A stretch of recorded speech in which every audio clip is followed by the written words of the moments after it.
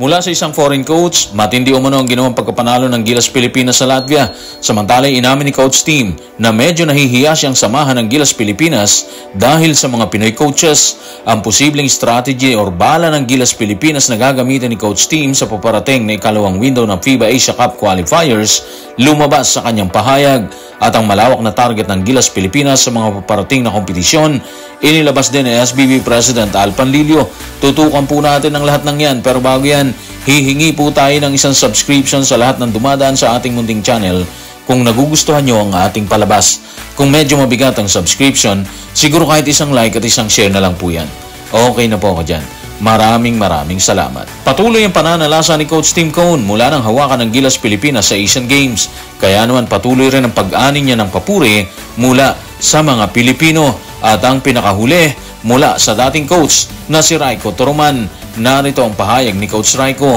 Tutukan natin ang sinabi niya sa report ni Dodo Katakutan ng spin. Magandang achievement to para sa Gilas Pilipinas. Sa tingin ko napakatindi ng competition. Nakatutuwang panoorin kung paano nilaro ng Gilas ang torneo na to. Ang talunin ng Latvia sa kanilang home court, iba yon, nakakamangha yun. So mula kay dating Gilas coach Raiko Toroman, magandang achievement ng itinala ng Gilas Pilipinas. Hindi basta-basta kasi kakaiba ang ipinakita ng pambansang koponan sa kampanya nila dito sa OQT. At syempre, mula sa pagtsatsagaya ni Coach Tim Cone at ng buong grupo ng Gilas, imagine yung number 6 sa mundo ng basketball hindi nakaporma sa Gilas. Kung tutuusin, muntik pang masundan yun kung nakapasok ang Gilas dito sa finals.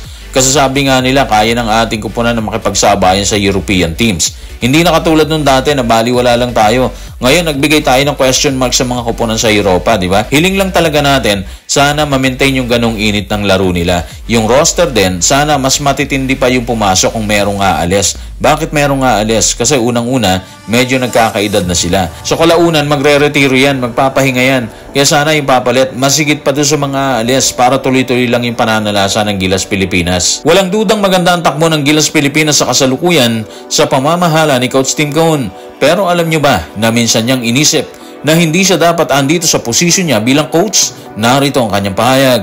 Tutukan natin si Coach Tim sa report ni Dodo Katakutan ng spin. Lagi akong may konting hiya na mag-coach ng pambansang koponan kasi pakiramdam ko mas bagay ang isang Pinoy. Pero nananatili kasi itong isang sikretong pangarap na dapat gawin. Kung tutusin, nasubukan na natin na ilang coaches like si Coach Jaworski, si Coach Yeng, si Coach Chot Reyes at lahat sila dumaan sa matitinding pagsubok. Ups and downs sabi nga nila. Sa isang side, normal na maramdaman talaga ni Coach Tim Cone yung ganon. Kasi marami pa rin available na Pinoy coaches eh. Pero wala naman tayong naririnig na nag-object. Yung tipong hinaharang appointment ni Coach Tim Cone, walang ganon. Meaning, lahat sila nagkakasundo na fit si Coach Tim Cone sa position niya ngayon. And sa estado na rin ng Gilas sa kasalukuyan, mas pabor pa sa atin na andyan si Coach Tim Cone kasi yung programa niya, 4 na taon yan. Meaning, sinisimulan na nila ngayon yan. At ang target, LA Olympics, bukod syempre sa Qatar World Cup.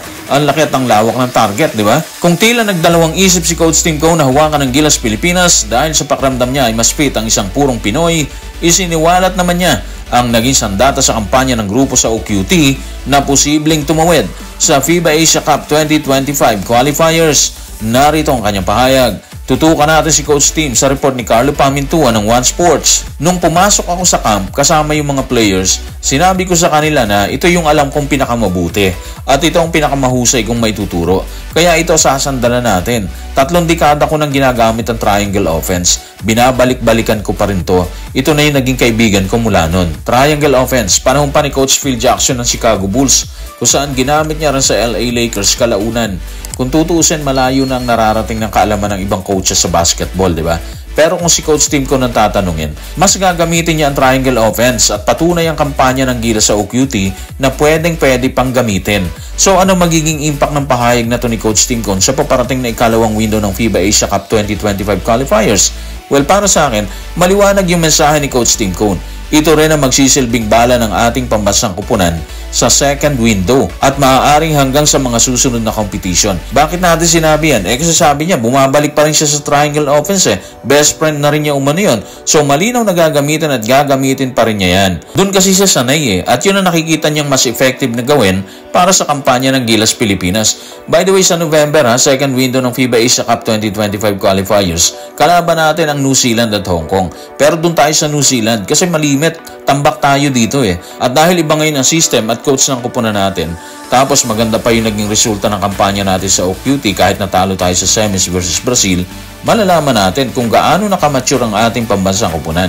Malalaman natin yung effect ng panalo natin sa Latvia. Habang tila nakaset na sa isip ni Coach Tim Coe ng paggamit ng triangle offense sa laban ng Gilas Pilipinas, pinasabog naman ni SBP President Al Panlilio ang target ng ating kupunan sa mga susunod na kompetisyon. Narito ang kanyang pahayag.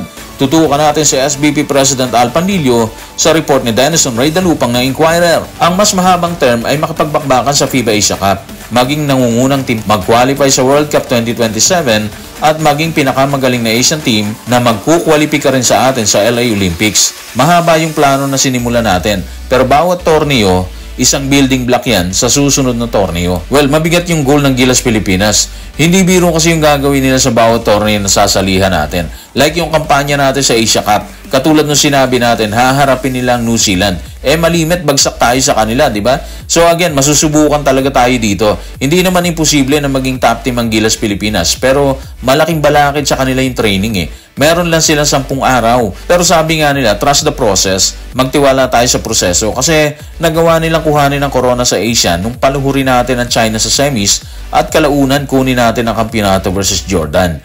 Dito sa OQT, nakita na natin na kaya nating makipagsabayan sa European teams. At nangyari ang lahat ng yan sa maikling training na meron ang Gilas Pilipinas. So guys, maraming salamat.